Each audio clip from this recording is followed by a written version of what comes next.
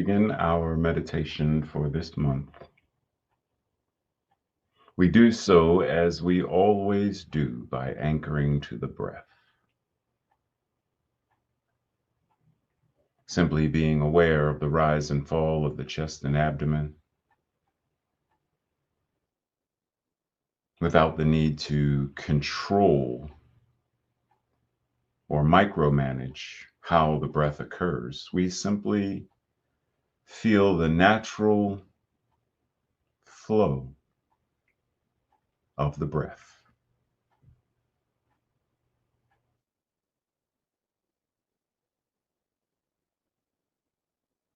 There are some who say that prayer is when we talk to God, and meditation is when God talks to us. Meditation is more like looking out of a window that is dirty, unclear, obscured in some way. The film of age rests upon the glass. And so when we look through the window to see the truth of what is there, we are only seeing it in part. Meditation cleans the window. Meditation gives us greater clarity of what is true. There is no God that we need to speak to. There is no God that we need to hear from, because God is all there is.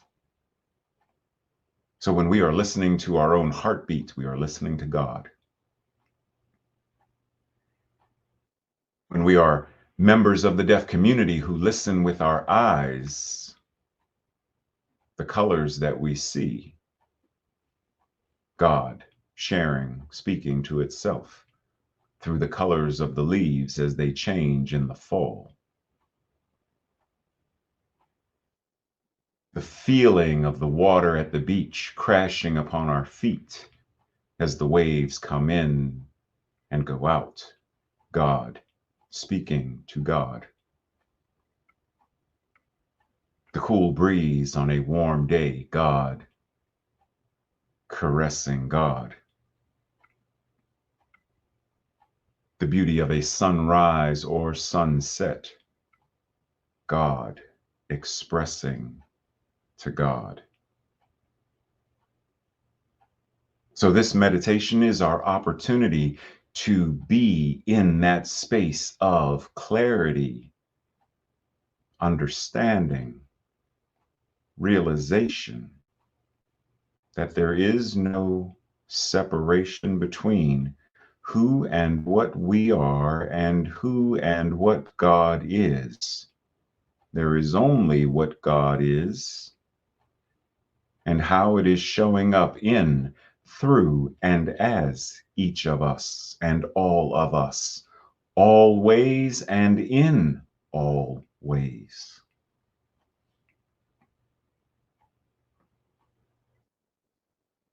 So if anything, we are invited to hear from God, to listen from God. It is the awareness that our imagination, our intuition and inspiration is God speaking to itself. The creative impulse to draw or paint or sing or dance, God speaking to itself. God urging itself as you, as me, to create, to share, to engage in this thing called life. Listen to the love within your own life. Listen to the joy within your own life. The way that you feel it, the way that you share and offer it is how you pray. and how you meditate. Because prayer and meditation simply are not the things we relegate to a specific time or place. Prayer is how we live. Meditation is how we live. Our amen is our life.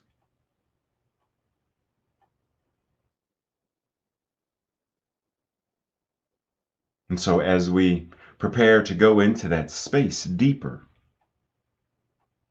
to feel more powerfully aligned with that truth,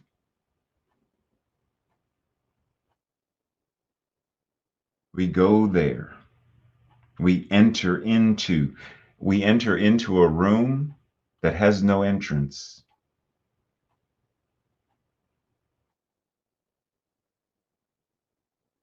We step into a space that was there before we stepped in.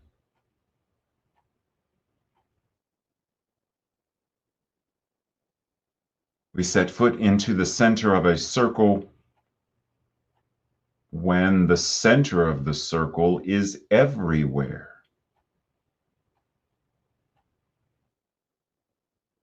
And so as we go to this space, we say it's deeper, but it has no depth. We say we rise in consciousness, but it has no height. We say we evolve and expand, but it has no width, because that which it is all there is.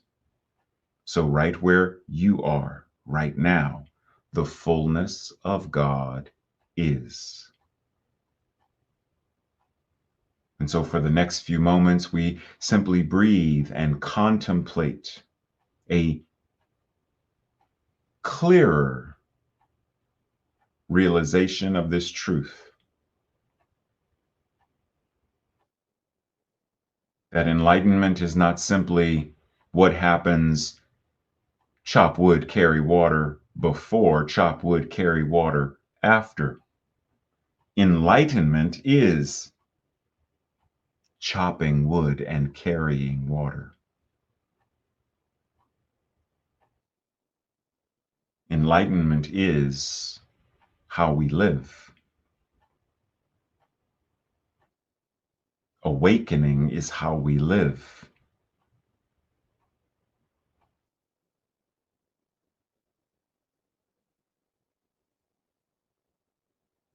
Being the divine incarnation of God is how we live. So continue to breathe and notice the thoughts. Continue to breathe and notice the questions. Continue to breathe and be aware of your body. Continue to breathe and be aware of your feelings and emotions. Continue to breathe and know that you are God. Breathe.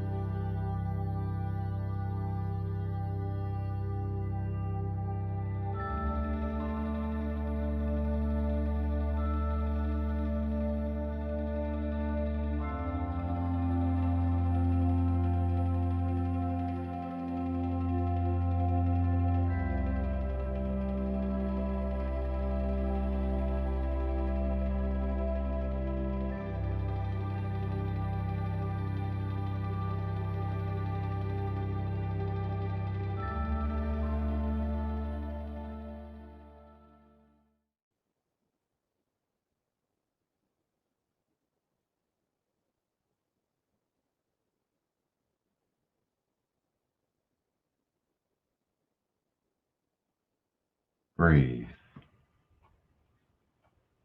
As our meditation time comes to an end, keep in mind that meditation is a way of life. So if you are driving, you're meditating. Cooking, you're meditating. If you bring your awareness to it as such. If you bring this awareness to whatever it is you are doing, laundry, then laundry can become a mindfulness and meditative spiritual practice. Cutting grass can be. Shopping can be. And the reason it can be, God is everywhere. God is everything. That means everything we do, everywhere we go, can be an entry point to that awareness. Wherever I am, God is. Whatever I am doing, God is. And when we bring this awareness to that, whatever it is, it has the potential of becoming a meditation, a spiritual practice, a prayer. And so continue to breathe.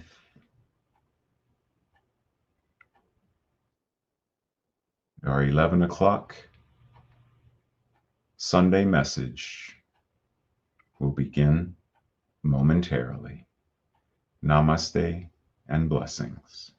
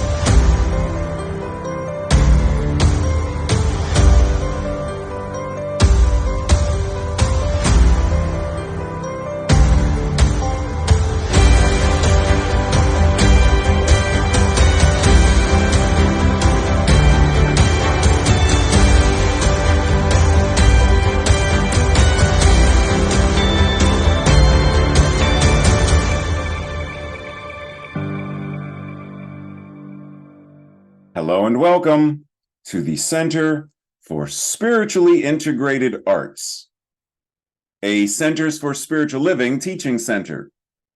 I am Reverend Dr. Raymont Anderson. I am the founder and the spiritual director. Now, as you are sitting there joining us, you may have questions, any number of questions, such as, who am I? How did I get here? Spiritually integrated arts means what exactly? What is a teaching center? Well, what is Centers for Spiritual Living? What is that? What does that even mean? Or New Thought, or religious science, or science of mind and spirit? You may have any number of questions about this specific community, about the parent organization, CSL, our philosophy, our teaching, our liberation theology. Any number of questions. Feel free to send an email. We look forward to connecting more and building our virtual community, our global community. And if you haven't connected yet on social media, feel free to do so. This is your invitation now. Also, did you know that all of our Sunday messages are archived on our YouTube channel? You can watch it anytime. Now, questions about anything, such as becoming a member. What does that mean? What does membership entail? And if you live somewhere far and already belong to a spiritual community, can you be a member of more than one? The simple answer is yes, you can. Just like you can shop at more than one grocery store, you can attend or be a member of more than one gym. We are building beloved community. So you can do both. You can be a member of both. You can be involved with both. That's what being in spiritual community means. So we welcome you. We invite you. We are so appreciative that you have found this community and that you have joined us today. We bless you. We love you. We welcome you. Live long and prosper. Sit back, relax, and enjoy the rest of our Sunday message. Love you. Connect with you soon. Blessings.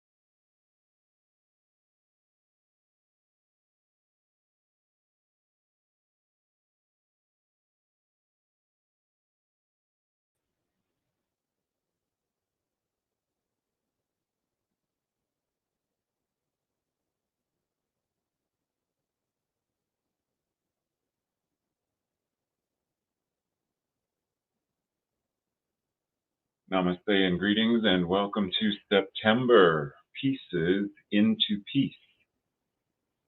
Rising from pieces into peace is today's specific talk title.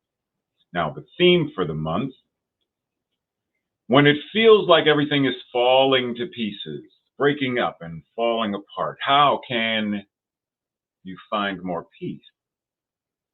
When we are confused and quote unquote asleep in the illusion of separation, there is no peace in our world.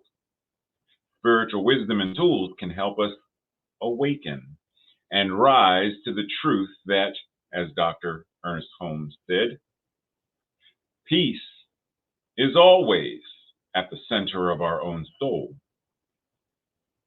Oneness, peace, and harmony prevail. Spiritual tools in our toolkit for life help us have a grand rising in our personal and our collective experiences of peace. In this month's topic, we will explore in more depth: what is peace? What does it look like? How do we create it? How do we embody it? How do we nurture it? How do we sow it? How do we harvest it? How do we cultivate this concept of inner peace, peace with others, peace in community, and peace on earth, and truly put the pieces together in order to rise up and be the peace that we desire to see in the world? As I said, today we are talking about rising from pieces into peace. So let's start with some questions. Have you ever felt like your life was out of control? Do you feel like it is now? Felt the pain of what we call a broken heart? What about the pain of grief or anger, confusion, etc.? And I mean the angst, the confusion, the trepidation, other than what you might be feeling as our election approaches. I mean, just throughout your life, have you ever felt? So today we are going to explore in greater depth what peace actually is and what it is not. We will also strive or seek to discover and apply various tools: mental, emotional, social, and spiritual tools that take us to that place within that is always filled with the God quality of peace. Whenever we need it, it's there. Truly transforming the broken pieces of our lives, inner and outer, bringing them to a state of peace, inner and outer. So, as I just said, we're going to talk about what is peace. Now, we've got a lot of symbols that represent it. And if I were to ask you, suppose you're on a game show, what's that sign? And you were supposed to explain, why is this symbol or that bird or that hand shape representative of peace? Why those? What is it about those? Do you have an answer? Now, it really doesn't matter, ultimately, if you have an answer for that or not. Because the more pressing question is, do you have an answer for what peace is? See, each of these is a sign that points the way. But what is the way of peace? What is it? What does it mean? Well, according to Dr. Holmes, He defines peace in the glossary of the Science of Mind textbooks as follows: peace, a state of inner calm, an inner calm so complete that nothing can disturb it, the peace which comes only from the knowledge that it is all. Fathomless peace is meant by the peace of spirit, peace of the spirit. This is the peace to which Jesus referred when he said, "Peace I leave with you, my peace I give unto you." The infinite is always at peace because there is nothing to disturb it. A realization of our oneness with omnipresence brings peace, the peace which is accompanied by a consciousness of power. Now, I would say normally 100% yes, because I know exactly what he's referring to. And yet, based upon where we are today in the world and where you may be in your own life, I don't know if you're new to this teaching or this community or new to me. So you know what I'm going to do? I'm going to do a remix just so we can be a little clearer what we're talking about. Peace, a state of inner calm, an inner calm so complete that nothing can disturb it, and so profound that it exudes from the person. A realization of our oneness with and as an individualized expression of omnipresence brings this awareness and the presence of peace. And this peace is accompanied by a consciousness of power that is palpable in the world, in our experiences, in how we live, move, and have our being. In other words, if we're truly connected to and truly embodying peace, then it's embodied inside and demonstrated outside, as within, so without. Because simply to have the mental gymnastics of, yo, I'm at peace, and yet there's confusion going on and you're just ignoring it, but you're not contributing to bringing peace to. You said what now? So true peacefulness is an inner and outer resonance. And we come to that inner awareness through all of our practices, whatever they may be. Could be therapy, meditation, prayer, etc. But in that space, we recognize this oneness, wholeness, as the truth of our being.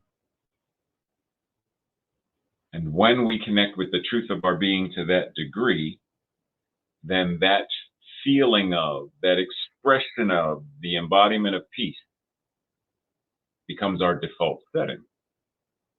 We automatically shine with, we automatically resonate with, we automatically exude peacefulness in such a way as story about Bob Marley illustrates. 2 days after Bob Marley there was an assassination attempt. 2 days after he was shot, Bob Marley walked out on the stage and did what he does. He performed powerfully. And later, when he asked, "Why would you do that? Why you had just been shot 2 days before. Why would you go out and perform?" And he said, "The people who are trying to make this world worse, they are not taking a day off. How can I light up the darkness?" That means he was deeply in tune with his inner peace to such a degree that it radiated from him and gave him the conscious power to show up and show out. Now, I would venture to say that if his health was such that that wasn't practical, then he would have taken the time to truly rest his body, his mind, and his soul. However, having been to Jamaica and been to his home, which is now a museum, and being told the story of his power and presence was such that he was fine or fine enough to go on stage and do what he was there to do, as he said, to light up the darkness. And in our own way, that is our invitation. How are we invited to embody this power, this presence, this peace to such a degree that we are able to show up as it? Not just think it, not just give lip service, but to be it. Dr. Holmes says, you and I know that no matter how confused we are, if we will get by ourselves long enough and think peace, we shall become peaceful. Peace is the divine reality at the heart of God. Now, you heard what I just said about we need to do more than just think it. So, but once again, I understand where he's coming from, but Science of Mind and Spirit 4.0 says we've got to remix this. So stay with me. In life, things are going to happen and you are going to be brokenhearted and feel all manner of angst and pain. And in there, you are going to be confused and you have questions. Well, look, when my life is falling apart, what is it that I'm supposed to do? Put it together. In whatever way you need to do to take care of yourself, be that emotional, be that, as I said before, therapy with a counselor, be that prayer, whatever it is that you need, your invitation is to take the time to mend, to heal, to live.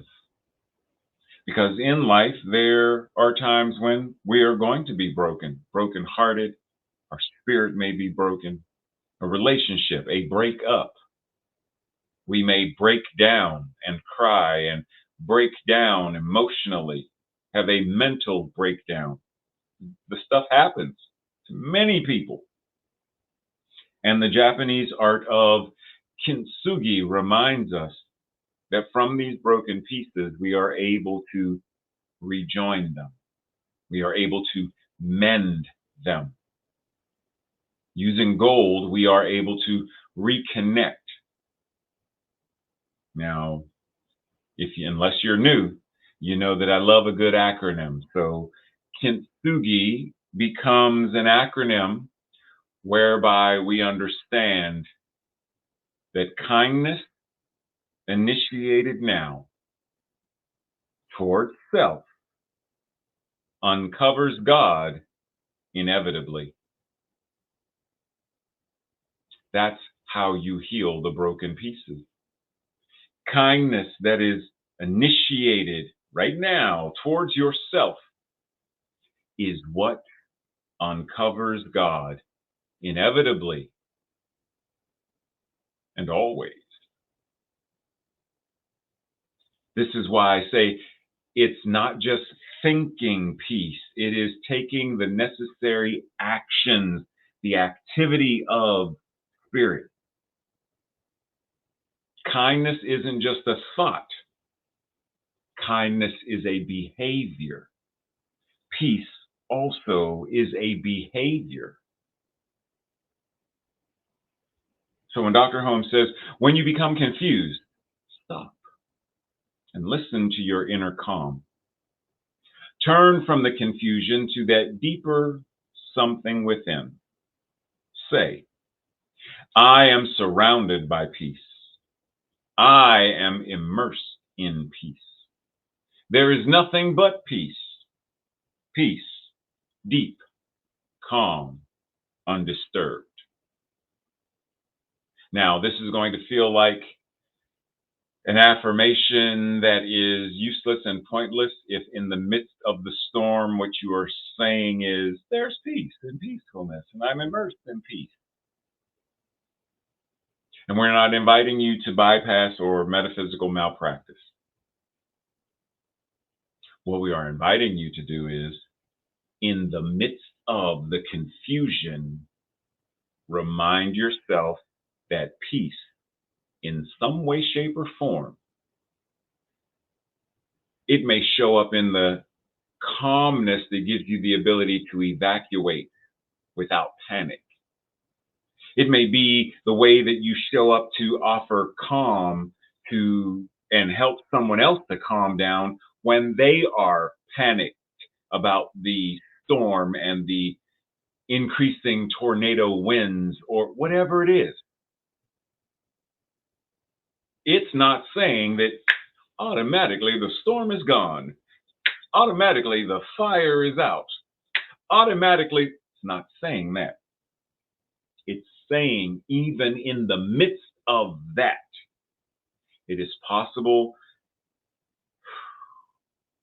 to reclaim your breath and identify what behavior am I invited to engage in that demonstrates and expresses peacefulness. It does not mean that I do not still feel confused or afraid, but it means I'm not letting that control me. So normally when you are confused, when you feel confused, what do you normally, like, what is the thing that you normally tend to do? Confused about whatever. I'm confused about, hold on a second. How exactly, wait a minute, let me go to the website. Let's see, how do I pay my taxes? How do I get a refund? Where do I go to get a parking? I may be confused about how do I find Carnegie Hall? I may be confused about any number of things. But the idea is, when you feel confused, what is it that you tend to do? Because the invitation is, if it is not serving you in a peaceful way, how do you change the tendency so that you are now, even though confused? You know, you're sitting in school. I'm sure we've all been there. You're sitting in school and let me get my textbook. It's a quiz, a state exam. Okay. Number 2 pencil. It's a word problem. Whew. These always confuse me. If Ray is traveling at 70 miles an hour by foot, he's fast. If Ray is traveling at 75 miles per hour by foot going north and trips over a rock and flies through the air at 78.6 miles per hour, and he travels 47 kilometers and falls into a liter of hot chocolate that is 112 degrees Celsius, how many marshmallows will he need to cool it down to 0.5 Fahrenheit, especially if it's a Saturday in October? What in the world? I'm so confused right now. I don't even know where to start. Calgon, take me away. See, it doesn't matter what we're confused about. The invitation is, when you feel it, what do you do about it? How do you reclaim that sense of, you know what? I don't know how many marshmallows, and I refuse to I don't know the answer. There's nothing I can do about not knowing the answer. So either I guess, it's not a multiple choice. It's a fill in. I got to just write it in. I'm gonna just put a question mark because I don't know, and I'm gonna move on to the next thing. Question mark, boop, move on. What is the invitation to reclaim and be at peace in order to express peace? Peace comes from a sense of union with the whole. Confusion comes from a sense of separation. Okay. Now, based on that, let's just in general marinate on the idea that if I were to ask you, can you remove cake from cake? And I'm not talking about taking a slice of cake out. I'm saying take cake out of the cake. Take water out of water. Take sky out of sky. If you can take sky out of sky, is it still sky? If you can take peace out of peace, you can take yin and yang out of, and so the idea is you can't. Because if you could take cake out of cake, cake would no longer be cake. It would cease to exist.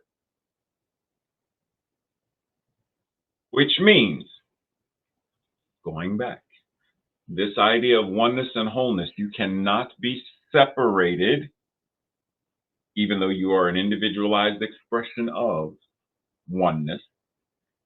You cannot be an individual, whereas you are separate or somehow existing outside of God, outside of oneness, outside of wholeness. Because for that to happen, wholeness is no longer wholeness, God is no longer God, oneness is no longer oneness.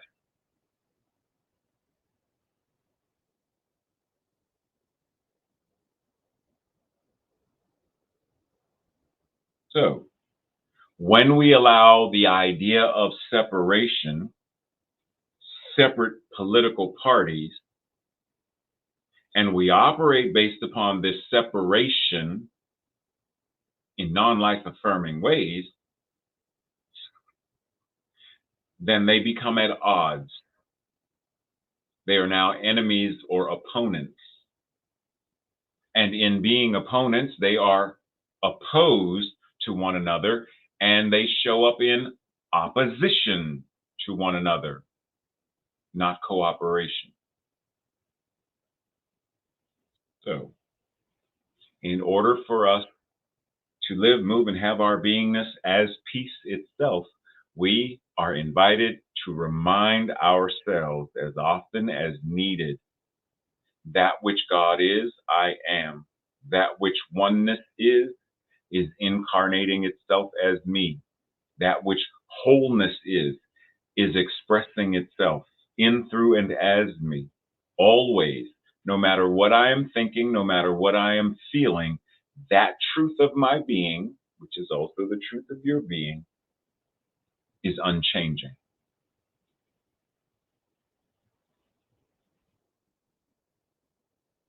And I know that in the midst of the confusion and drama in life, reminding ourselves of that can be challenging. But that's why we practice. You know, if I were in medical school, I don't automatically pick up the stuff and I do these amazing sutures like I've been knitting or sewing all my life.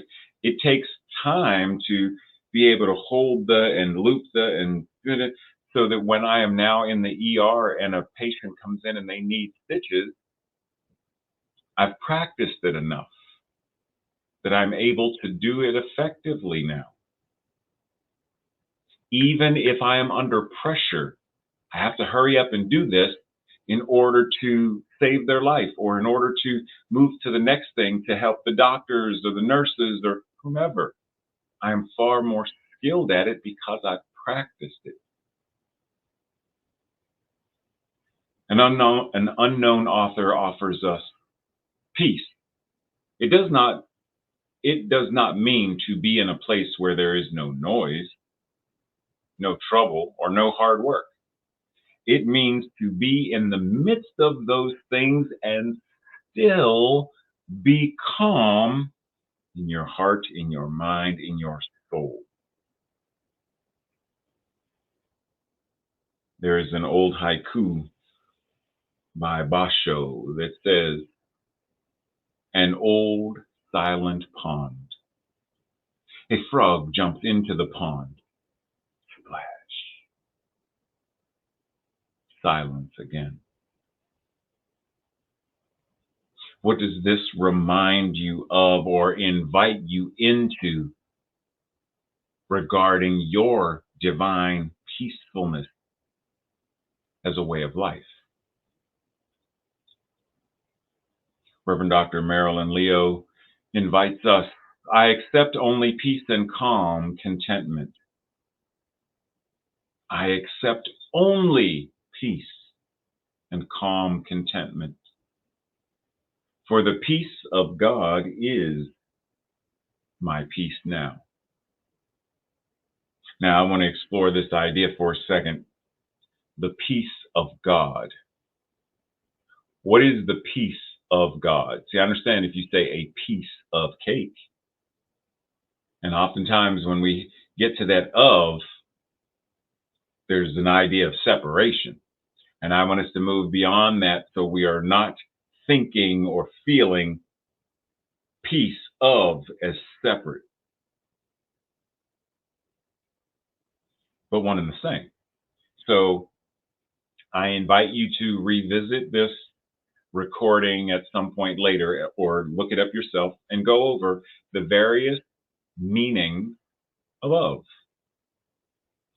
There are various ways that that tiny little word can be used to represent a variety of things. And I invite you to explore these various meanings in order to understand in a deeper manner what is the peace of God? What does that mean? I am a member of the human race. Does that mean I am separate from the human race? Or I am one with the human race? I am the youngest of 6 sons or 6 children. I am the youngest of this group called my parents' children or siblings or whatever you want to call it. I am one of many, one of few. There are various meanings to this, how this word is used. And I simply want us to not get caught in the jargon of, but to expand beyond it and recognize for linguistic convenience, words and language will never suffice completely to express the divine. No matter how, you may have heard me say it before, no matter how much I attempt to explain the taste of chocolate to someone who has never tasted chocolate, one, my explanation of it is never going to suffice. Two, my explanation of it is never going to give them the taste of chocolate, no matter how I describe it. And even when you do know what chocolate tastes like, my description of it is based upon my taste buds, which are different from your taste buds. So when I describe it, what you're tasting or what you're experiencing is based upon your experience of it, not mine. The words are never going to fully encapsulate or capture God, the divine, or you. So we use them to serve a purpose to communicate, but let us not get stuck and bound in the jargon of words. Every breath we take, we sing a song. Every breath I take, every move I make. Who sang that? Sting. Squirrel. Thich Nhat Hanh says, every breath we take, every step we make can be filled with peace, joy, and serenity. It can be if we choose to embody it that way, if we choose to show up in such a way that we allow, talking about grand rising as a theme, if we allow that grand rising of our power and presence to show up as our embodiment, if we refuse to let the brokenness, the pains of life keep us down, we choose that, yes, these things have happened and I still show up and I still work on my healing of my body, my mind, and my soul, moment by moment.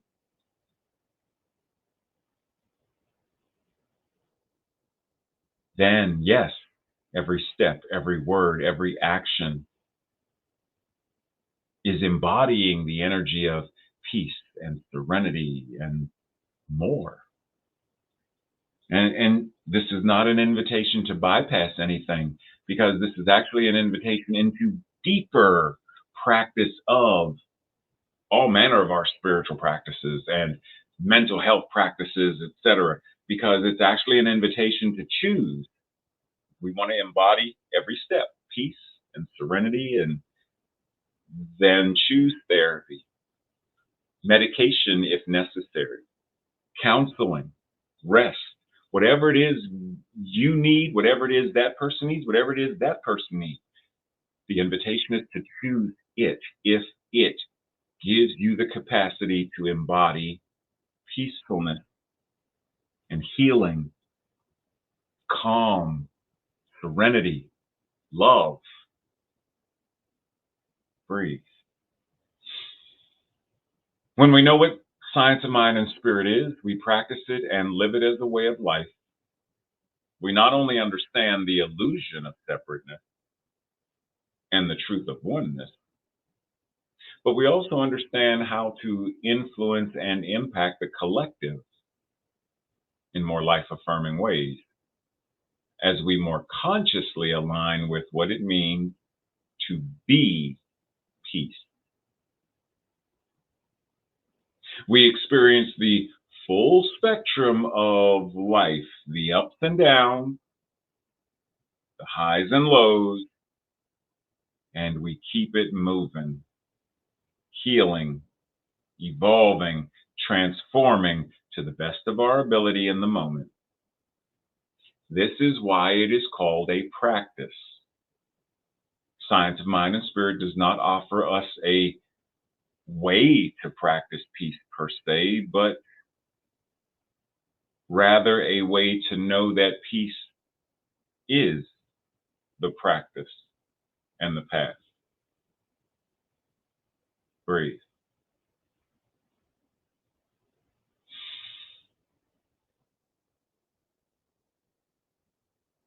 This week's affirmation declaration, I will say it first, and if it resonates with you, say it with me the second time around.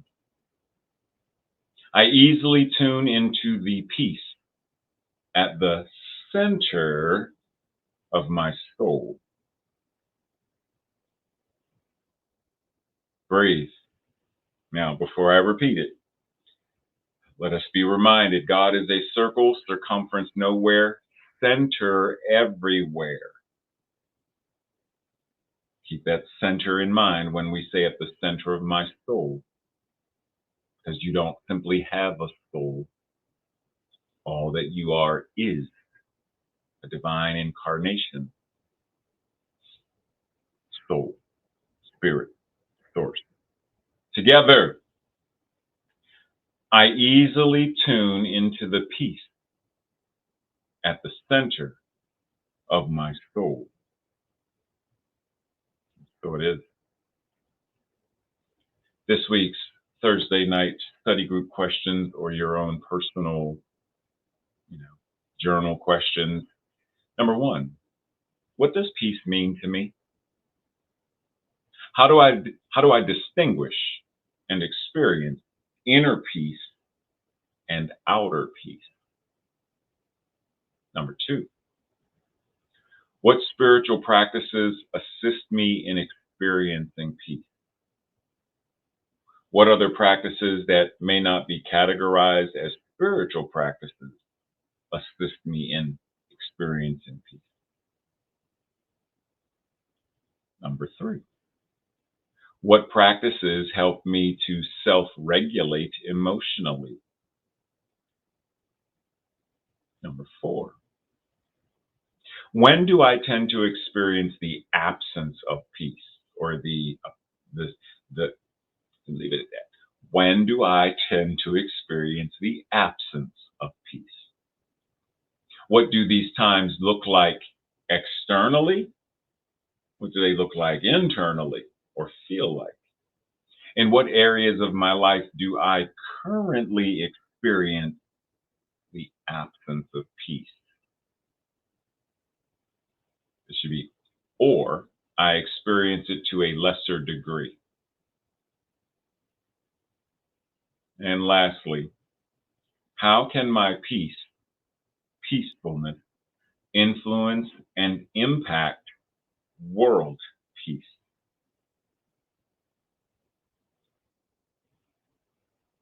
Breathe.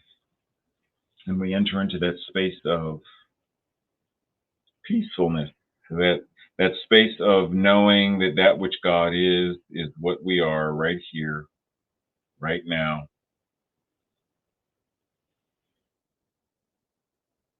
It says whatever is true about God is true about you.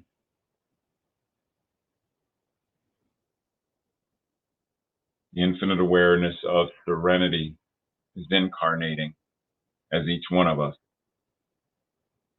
That which is calm is expressing itself as each one of us. That which is the peace of God is living, moving, and having its beingness in, through, and as each one of us right here and right now. And knowing this gives all of us the ability to navigate our lives in conscious and powerful ways.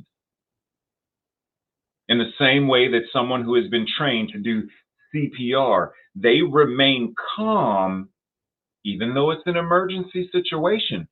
Someone's life is literally in their hands. And yet, because they are at peace, they are trusting their skill. They know the practice. They know the process. And peace washes over them. And it washes over them to such a degree that even those people who may be around feel at peace.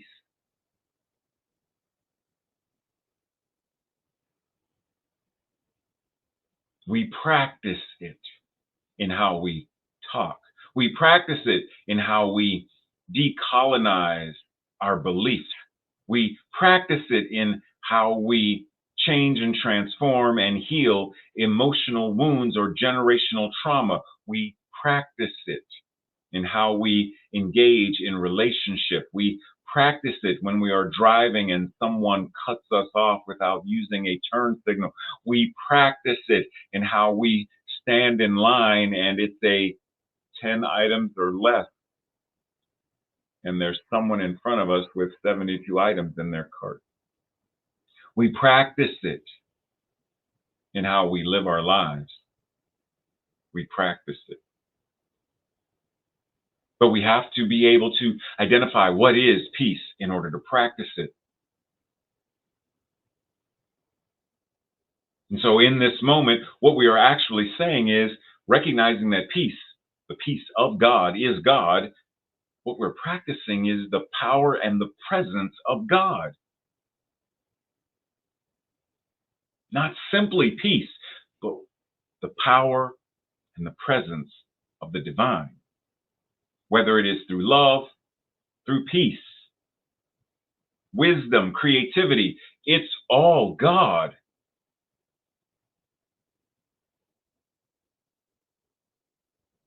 So we breathe. We breathe and we allow ourselves to fully embody to such a degree that wherever there are broken pieces in our lives, we bring the gold of the divine to rejoin the pieces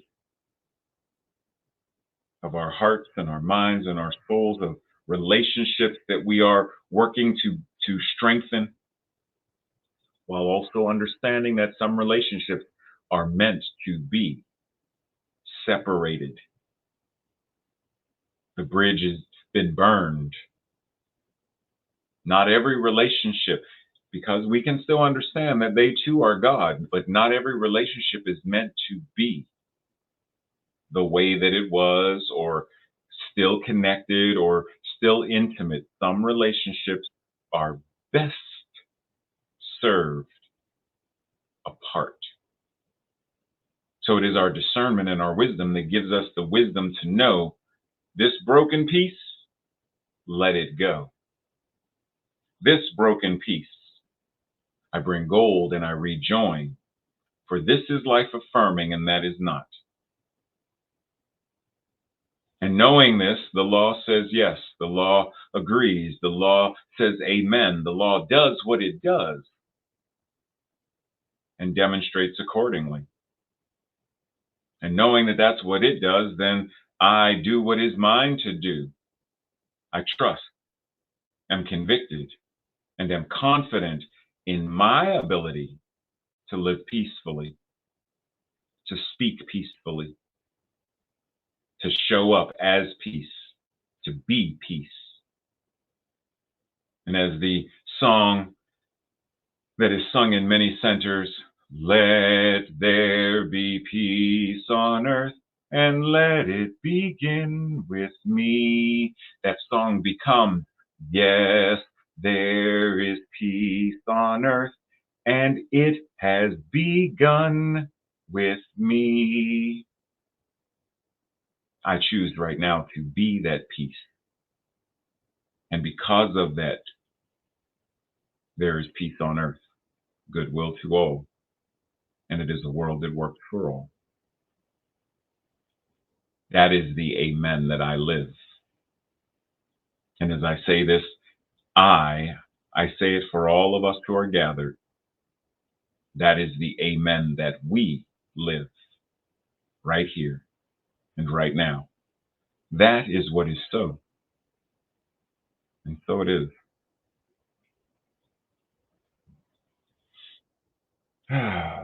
Breathe. And so it is. Much love and appreciation, everybody. Do check your chat to see if we are in fact meeting for the Zoom fellowship, as you may have seen at the beginning. If you were here at that time, the dates are to be announced because September is a really packed month. So check your chat. If you do not see anything saying anything, it means we are not meeting. If Tracy or I typed yes, we are meeting in the chat, and you're available, then we will see you over in Zoom. Otherwise, see you during the week or next Sunday. Blessings.